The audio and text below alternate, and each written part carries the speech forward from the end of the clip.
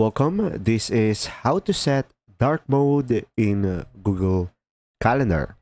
So guys, as you can see in default, the calendar is white, and even if I have a dark mode on my Chrome, as you can see over here, the Google Calendar is still white. So guys, to have a workaround for this, you can use the feature of Chrome. So go to Chrome //flags, and it will redirect you over here. Now from here you could use the search icon at the top, and you could just simply search for dark, and there is only one feature over here: auto dark mode for web contents.